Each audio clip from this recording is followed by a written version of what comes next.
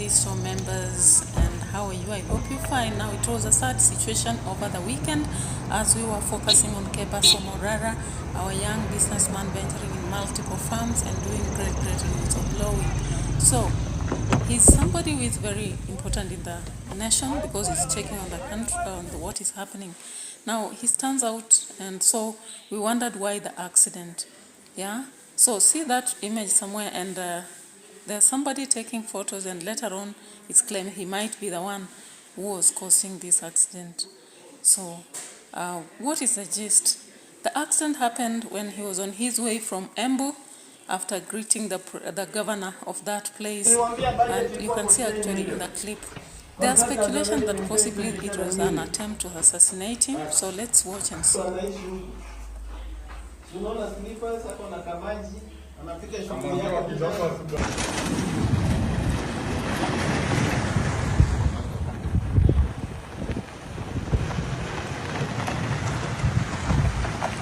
Hospitali area hizi kwa ngapi? Hapa. Hii tu. Hii area yote ya Kenya. Yote mpaka huko kile na ni mbali sana. Mkienda mkumbuke sisi tunataka maternity. Huko hakuna maternity. Oh, maternity ni mpaka wapi? Sasa ni mpaka huko Mgire ama Morara. Hizo ni hapo. Hakuna rafu. Na unajua pia hapana rafu. Utajulikana. Na huko magombe ni nini? Yeah, so guys, actually you've seen in the video, you've seen the image of that man. They said he was taking photos, then he's the driver who hit and ran. It's only speculation, I'm not sure. And you can actually hear what Morara had been talking about. The budget of 48 million for the house of the governor, 27 million paid, but we can actually see that the work is so far from finishing. For those who've done construction, you actually understand.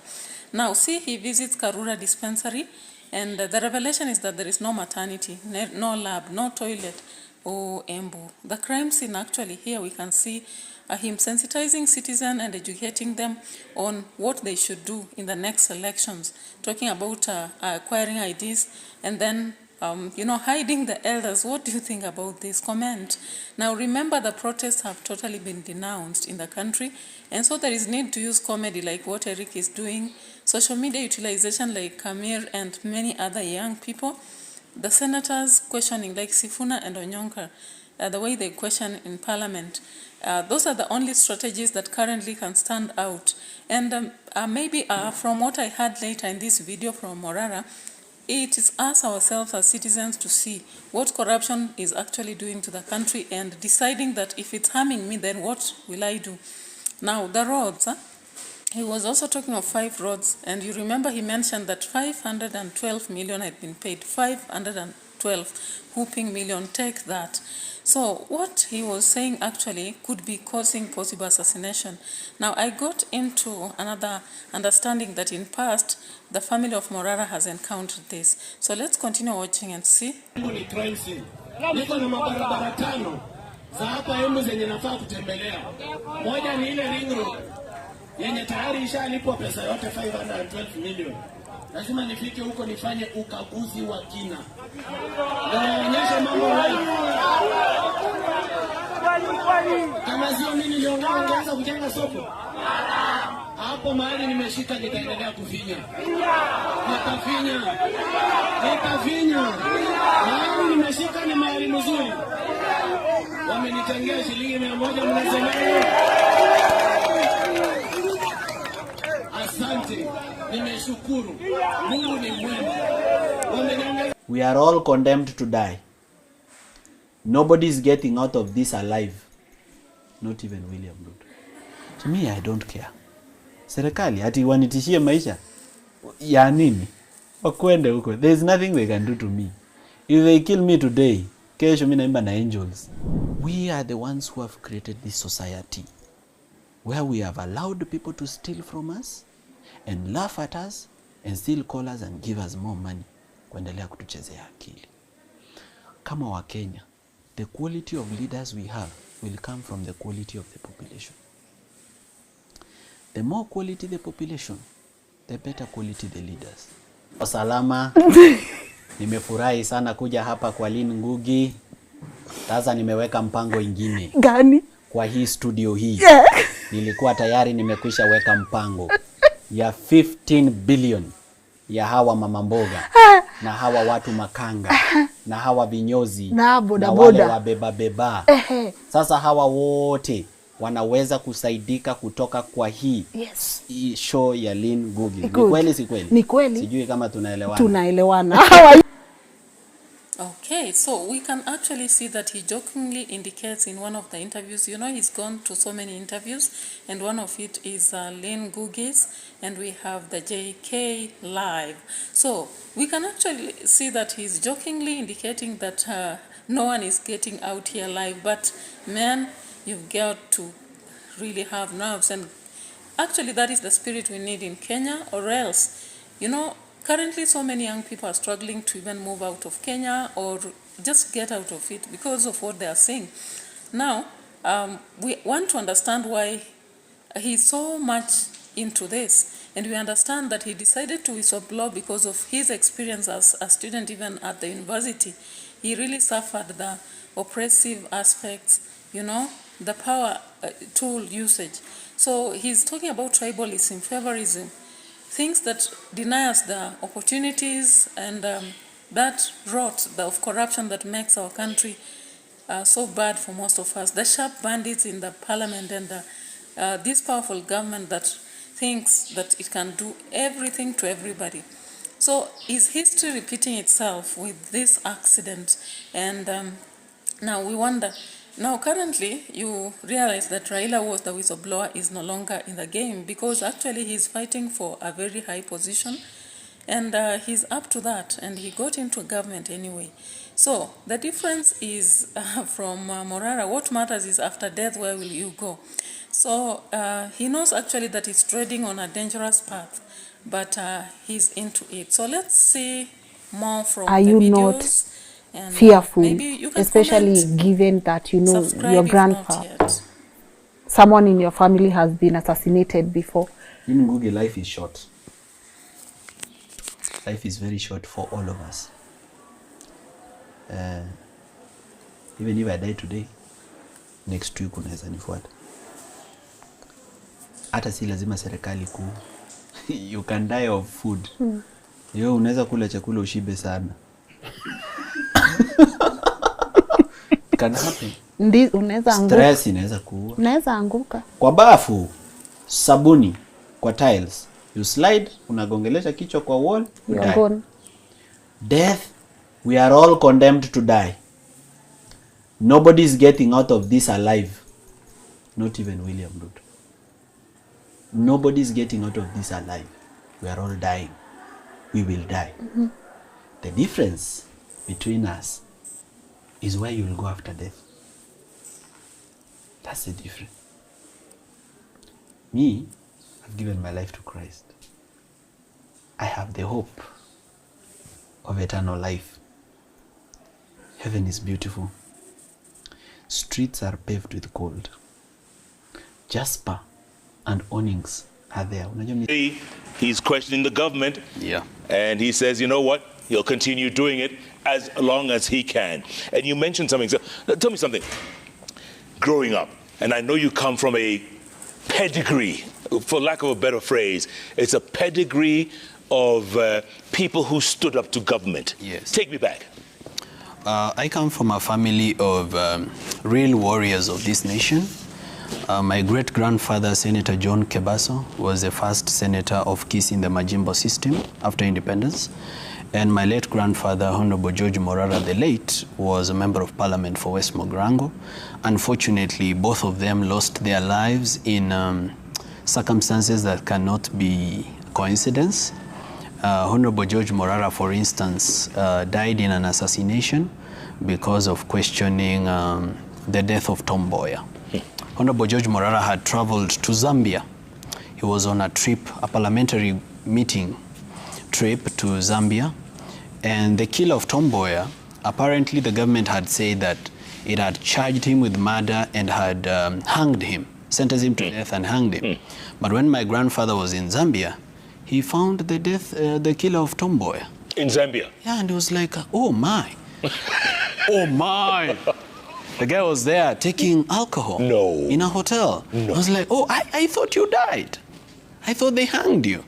When he came to Nairobi, he was very livid. He called a press conference and said, we want to exhume the grave of the killer of Tom Mboya and confirm that this person was actually killed. Apparently the government had organized for him to run away to Zambia.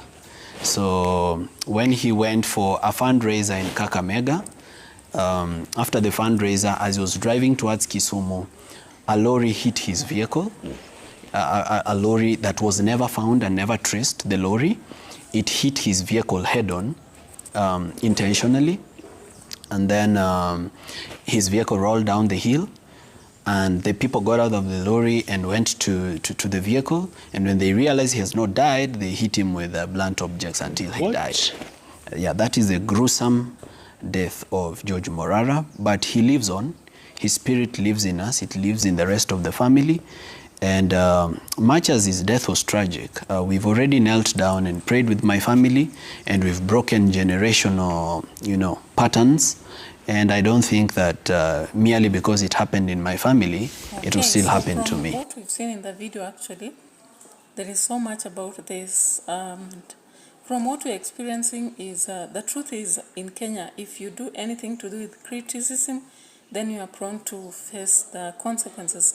So it's possible that it was a sort of assassination. After all, Kebaso has been touching high offices from as he travels all over the country, though he mentions Ruto much, but he himself indicated that, of course, he talks about the head so that the tail, the stomach, and the rest of the body can be seen. The citizens, other citizens should see that as he talks about the president, who is the main, then the rest under him, of course, should be also the rot. We have also seen him mentioning about some other things about governors, and he knows so much. And I wish Kenya would use him, because he has an ability to establish where theft is happening. Why are we so happy about theft? And it is depriving even our future. I wonder where you get the heart to eat, own so much that you cannot even use. You have even 10 phones you don't use, 20 vehicles, very classic. When somebody cannot even afford a bicycle that they can use to work, when teachers are really suffering with slow, a slow economy, the economy that is actually choking them and making them not produce the results. When we have the nurses that are striking every day in a nation where people are crying, and some of them are even lacking food. We have kids who cannot go to school. Where do you get that heart to invest and invest? Now, whom are you investing for? So I actually agree with Kebaso when he says that what matters is what have you done on earth that is away from yourself. What have you done for others? I normally look at politicians and wonder, when Form 1s are going to school, there are so many kids that lack fee. And there are very few politicians willing to pay for. But if they were willing actually to use this now. So let's see other critics and bloggers and what they think. What do you as a Kenyan... Wanaweza mpiga, mgonga lakini asikufe. Alafu apeleke hiyo hospitali. Pia kwa hospitali unaweza pata pia njia nyingine ya kutumia hospitali kummaliza.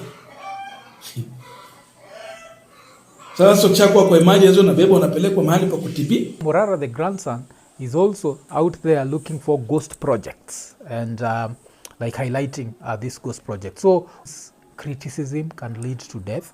Unajua ile gava ikichukua anaanza kuwa msumbufu. Alafu pia unajua Morara anatumia ile strategy ile gava iko anataka itumike. Gava iko anataka waseme we are leaderless, we are rudderless, we are not political, we are not because hiyo ilikuwa ni strategy ya kijinga. Unakumbuka nilikuwa nime criticize nikabaki nimetukana na wase. You fight politics with politics. Najua, this is politics. This is a political fight. And as a political fight, lazima ifightiwe the political way. And that's what Morara is doing. Hizi stories za kuenda kwa juu gari na kubonga. Kustrike, imagine. Gava so far haijakuwa ikikubali any sort of report now, and George Morara was a member of parliament who lasted barely 9 months in the August House before death snatched him away. The young lawmaker, both in age and the political scene, is said to have given the government a 48-hour ultimatum to produce a convict who had assassinated Tom Mboya But before the lapse of those 48 hours, Morara perished in a road accident. Was it a normal accident or was it premeditated?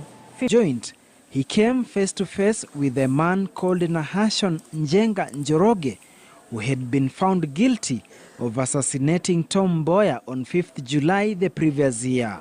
According to the government, Njenga had been sentenced to death and consequently hanged for assassinating influential Constitutional Affairs Minister Tom Mboya. Morara was in deep shock.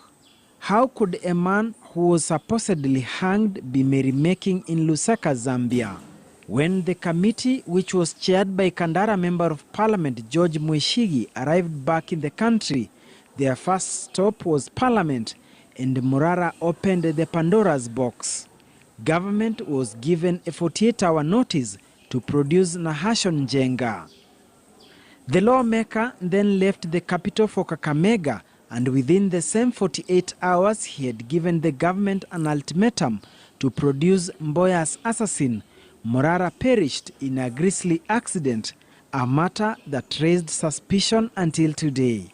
Was it a natural accident or was it premeditated?